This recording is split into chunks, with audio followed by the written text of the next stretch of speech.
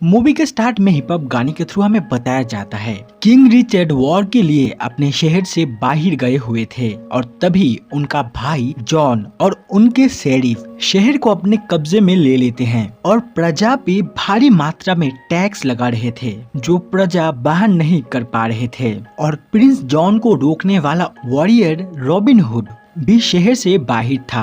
अब scene Jerusalem में एक प्रिजन में शिफ्ट होता है जहां रॉबिन को बंदी बनाया गया था और उससे पूछा जाता है उसका किंग मतलब किंग रिचर्ड कहाँ है, लेकिन वो बताने से साफ इनकार कर देता है। सजा में उसका टांग खींचा जाता है लेकिन वो फिर भी कुछ नहीं बताता। इसके बाद उसे कैदी आसनीज के साथ बांधा जाता है। जब गार्ड चले जाते हैं आसनीज कहता है क्या तुम यहाँ से निकलना चाहते हो? रॉबिन कहता है हाँ। जिस पाइप से उन्हें बंधा गया था दोनों उस पाइप को लात मार के तोड़ देते हैं। इसके बाद वो खुद तो आजाद होते हैं साथ ही साथ सभी कैदियों को ले भागते हैं। अगले सीन में रॉबिन हुड अपने कर्ज उतारने के लिए अजनीस के लिए कुछ भी करने के लिए राजी था। इसलिए अजनीस कहता है मेरा बेटा है आचू जो थोड़ा कमजोर और बुद्धू टाइप इंसान है और वो तुम्हारा शहर इंग्लैंड में रहता है, क्या तुम उसका थोड़ा ख्याल रखोगे? वो रॉबिन को आचू का फोटो भी देता है। रॉबिन कहता है हाँ जरूर अजनीज। इसके बाद वो तैरते हुए जेरूसलम से अपने टाउन इंग्लैंड आता है। यहाँ आते ही वो देखता है एक लड़के को कुछ सोल्जर पीट रहे थे। दरअसल वो आचू होता है। अब रॉबिन उनके बीच जाता है और उन सभी को बहुत ही पीटने लगता है और उसकी मार खा के सभी गार्ड भागने लगते हैं। अगले सीन में वो अपने घर जाता है जहाँ उसके घर को प्रिंस जॉन के लोग ले जा रहे थे। जब वो गार्ड से पूछता है उसके घर ले जाने का कारण क्या है, गार्ड बताता है तुमने तुम्हारा घर के टैक्स पे नहीं किए हैं। रॉबिन बताने की कोशिश करता है वो उस वक्त यहाँ नहीं था, वो बाहर था शहर से,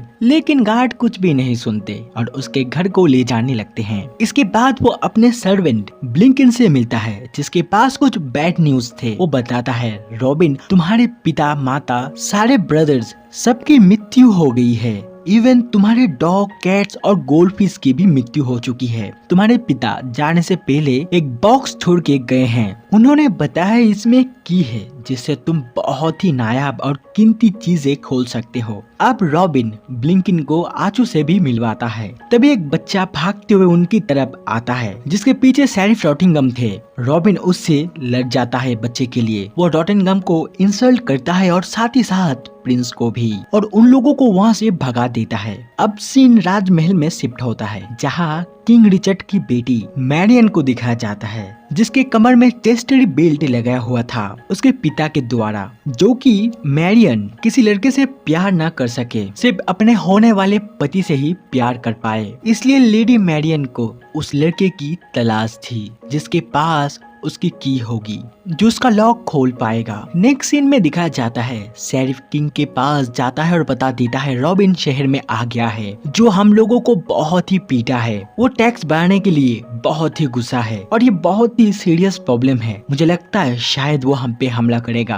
अब राजा बहुत ही हताश होके एक विज लुट्रिन के पास जाते हैं और रॉबिन को कैसे हराया जाए ये पूछते हैं। विच बताती है मैं आपकी मदद जरूर करूंगी अगर आप शेरिफ के साथ मेरी शादी कराएंगे तो, क्योंकि मैं उससे बहुत ही प्यार करती हूँ। राजा ना चाहते हुए भी उसे रॉटिंगम से शादी करवाने का वादा करते हैं। अगले सीन में रॉबिन राजमहल की तरफ ही बढ़ रहा था तभी एक जायंट उसे रोक देता है जो कहता है अगर तुम लोग इस पुल को पार करना चाहते हो तो तुम्हें मुझे कुछ पैसे देने होंगे। रॉबिन हुड देने से साफ इनकार कर देता है और दोनों के बीच लड़ाई शुरू हो जाती है। लड़ाई करते हुए उन दोनों की स्टिक टूट जाती है और उसी टूटे हुए स्टिक से रॉबिन जायंट जिसका नाम लिटिल जॉन है उसे नीचे गिरा देता है। जॉन को पानी से बहुत ही डर लगता था। रॉबिन उसे पानी से बाहर निकालते हैं, इसलिए दोनों की अच्छी दोस्ती हो जाती है। यहाँ हम देखते हैं जॉन का एक दोस्त था विल स्कारलेट जो बेहद ही फास्ट चाकू चला सकता था। जब रॉबिन बताता है वो प्रिंस से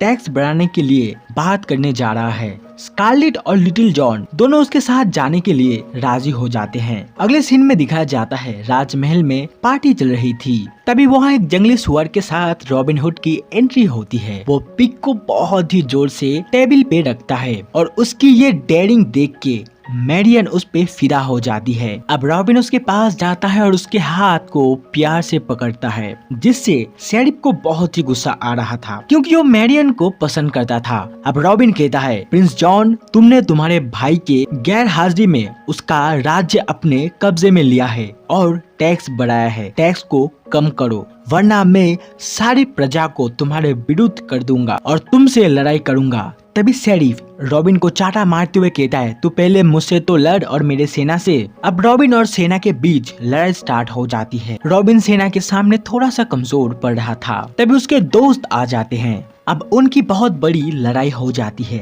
रॉबिन हुड की टीम सबको हरा देते हैं। इसके बाद रॉबिन मैरियन को फ्लाइंग किस देते हुए वहां से चला जाता है। अगले सीन में लिटिल जॉन कुछ विलेजर्स फाइटर्स को इकट्ठा करता है, जिनको राजा के विरुद्ध फाइट करने के लिए, लेकिन रॉबिन अच्छी तरीके से उन्हें मोटिवेट नहीं कर पा रहा था। इवन उसकी भाषण सुन के सभी सो जाने लगते हैं, इसलिए आचू उन्हें मोटिवेट करता है। तभी सब में जोश और हिम्मत आता है। अब रॉबिन बहुत ही अच्छे तरीके से सभी विलेजर्स को ट्रेनिंग देने लगता है। वही दूसरी तरफ शेरिफ की प्रिपरेशन भी अच्छी चल रही थी। शेरिफ एक माफिया डॉन जियोवानी को अपने घर इनवाइट करता है और सलाह मांगता है रॉबिन को कैसे मारा जाए। डॉन जियोवानी आइडिया देते हैं, शेरिफ तुम कल एक आर्चरी कॉन्टेस्ट करो, रॉबिन वहाँ जरूर पार्टिसिपेट करने आएगा। और तभी मेरा दोस्त लूका, जो बहुत अच्छा आर्चर है, लूका जिसके पास बहुत सारे मेडल है, वो उसे हरा देगा और तभी रॉबिन का कॉन्फिडेंस गिर जाएगा। जनता उसे धिक्कार करेगी। तभी मेरा दूसरा दोस्त इजियो उसे मार देगा।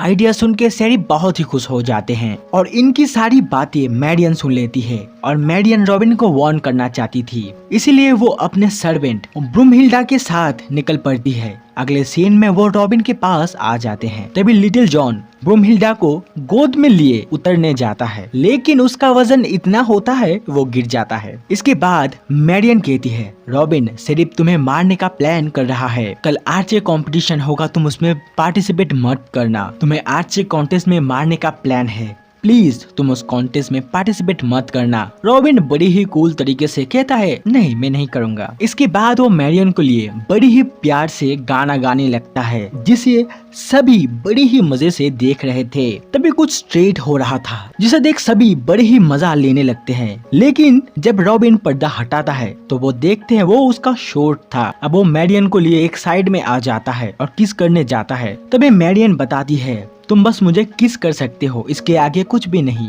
कारण मेरे कमर में चेस्टरी बेल्ट है और मुझसे सच्चा प्यार करने वाले के पास वो चाबी है। जिस दिन मैं उसे पाऊंगी उस दिन मैं सब कुछ कर पाऊंगी। अब जैसे रॉबिन किस करने जाता है तभी ब्रूमहिल्डा आ जाती है, जो कहती है अभी कुछ नहीं, शादी के बाद। फिर वो मैरियन को लिए जाने लगती है। अगले सीन में रॉबिन और उसके दोस्त भेष बदल के कंपटीशन में जाते हैं। इजो अपना पोजीशन लेके रेडी था रॉबिन को मारने के लिए। रॉबिन एक बूढ़े के भेष में था। सभी कंटेस्टेंट एलिमिनेट हो चुके थे और अब बस लूका और रॉबिन बचे हुए थे। रॉबिन तीर को बुलआई के बीचों बीच मार देता है। तभी शेरिफ समझ जाते हैं ये रॉबिन है। अब रॉबिन अपना भेष उतार देता है। जनता बहुत ही खुश हो जाते हैं। तभी लूका तीर मारता है, जो रॉबिन के तीर को बीच में से काट के चला जाता है। सारे जनता बहुत ही खुश हो जाते हैं और लूका को कांधे पे उठा के डांस कर रहे थे। और रॉबिन पूरी तरह से शॉक्ड हो चुका था, क्योंकि उसने पहली बार आर्चरी कॉन्टेस्ट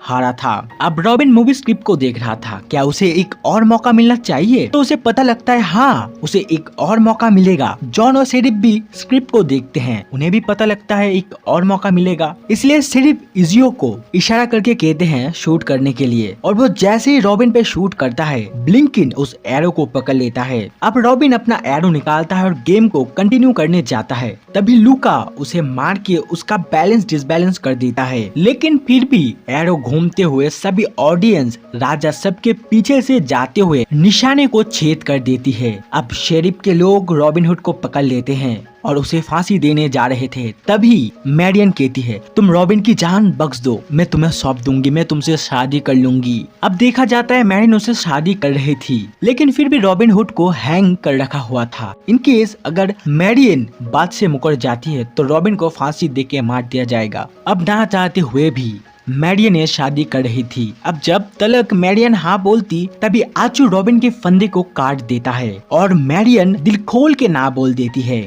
अब शेरिफ रॉबिन को मार देने बोलता है। तभी जितने भी विलेजर्स को रॉबिन ने ट्रेन किया था वो सब आ जाते और उन लोगों की बड़ी ही तगड़ी फाइट होने लगती है। तभी शेरिफ मैरियन को उठा के लेके अपने रूम में चला आता है और मैरियन के साथ बेड में प्यार करने की कोशिश कर रहा था, लेकिन चेस्टर बेल को देख के उसके होश उड़ जाते हैं। वो मशीन से बेल को काटने की कोशिश करता है, लेकिन तभी वहाँ रॉबिन आ जाता है और उन दोनों की लड़ाई होना शुरू हो जाती है। रॉबिन बड़े ही मजे से उसे मात दे रहा था। तभी शेरिफ उसके गले से लॉकेट को काट देता है जिसमें वो की थी, जिस बॉक्स को ब्लिंकन ने दिया था। वो बॉक्स टूट जाता है और की जाके मरीन के चेस्टरी बेल्ट में घुस जाता है। मरीन कहती है की का साइज ठीक है, इट्स मीन तुम ही मेरे सच्चे प्यार हो। लेकिन तभी एक्सीडेंटली शोड शेरिफ को लग जाती है और शेरिफ मरने वाला था। तभी वहाँ वही विच आ जाती है, लुट्रिन, जो शेरिफ को चाहती थी। वो कहती है मेरे पास ऐसा